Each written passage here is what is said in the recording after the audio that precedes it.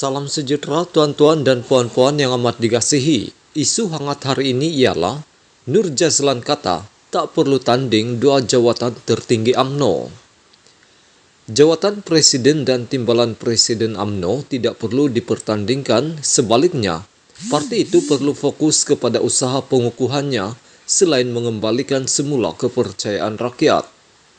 Timbalan Pengerusi UMNO Johor, Datuk Nur Jazlan Mohamid, turut memperingatkan ahli parti supaya tidak terpedaya dengan sesetengah ahli parlimen yang menang kerusi di bawah tiket parti namun didapati khianat dan bersekongkol dengan pihak lawan. Malah katanya ahli parlimen berkenaan diketahui sudah menggerakkan usaha mengangkat diri mahu menjadi presiden dan timbalan presiden UMNO sejak sebelum pilihan raya umum ke-15 PRU 15. Sekali lagi saya tegaskan, usul jawatan presiden dan timbalan presiden tak dipertandingkan demi pengukuhan parti. Perpaduan dan ke arah usaha pemulihan sokongan terhadap UMNO.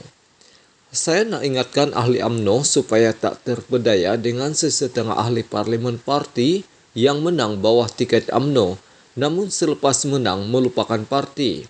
Macam kacang lupakan kulit. Bukan saja ada yang melompat, malah lebih teruk, khianat kepada parti dengan bersekongkol dengan Tun Dr. Mahathir Mohamad dan Tan Sri Muhyiddin Yassin sebelum ini. Baik kita fokus kepada macam mana nak kukuhkan kembali UMNO dan mengembalikan semula kepercayaan rakyat selepas parti difitnah teruk selama ini. Lagipun dengan kedudukan Datuk Seri Dr. Ahmad Zahid Hamidi sebagai timbalan Perdana Menteri dan Menteri Pembangunan Desa dan Wilayah, ia adalah platform terbaik untuk mendekati dan membina semula keyakinan penduduk luar bandar terhadap keupayaan UMNO membela rakyat, katanya dalam kenyataan hari ini. Minggu lalu Ahmad Zahid dilaporkan berkata sama ada jawatan presiden dan timbalan presiden UMNO dipertandingkan atau tidak. Biarlah perwakilan yang menentukannya. Bercakap dalam program Bual Bicara bertajuk Rekonsiliasi Politik, apa untung pada negara, Presiden UMNO itu dilaporkan mengakui beliau seorang yang demokratik. Jadi saya seorang yang demokrat. Saya arahkan kepada perwakilan untuk menentukan, katanya dalam program Bual Bicara itu.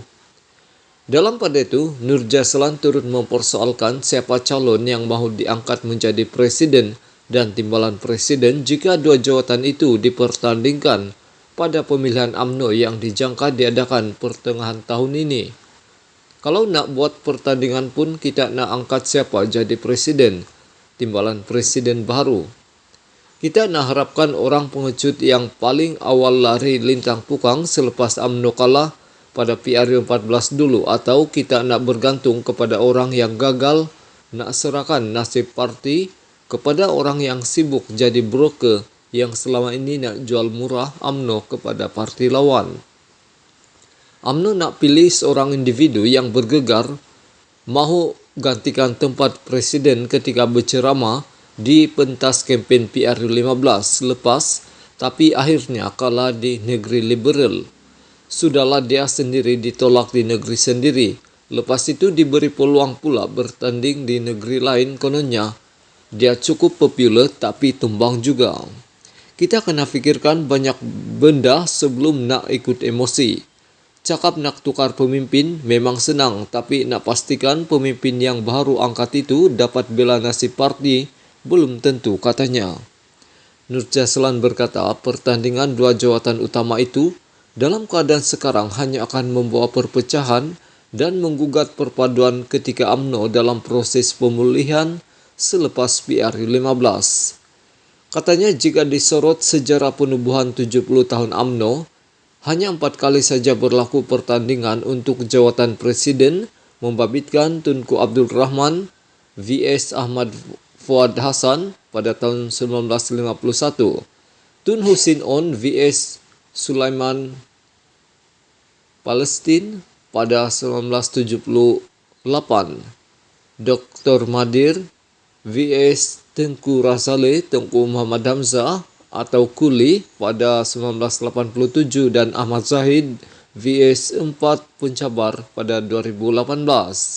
Kita boleh lihat setiap kali berlaku pertandingan jawatan presiden, pastinya berlaku perpecahan dalam UMNO. Adakah kita sanggup nak lihat sekali lagi UMNO berpecah dan ada puak-puak atau dua pasukan seperti 40 tahun lalu? UMNO sudah banyak kali berpecah, bermula dengan wujudnya PAS, Semangat 46, PKR dan Bersatu.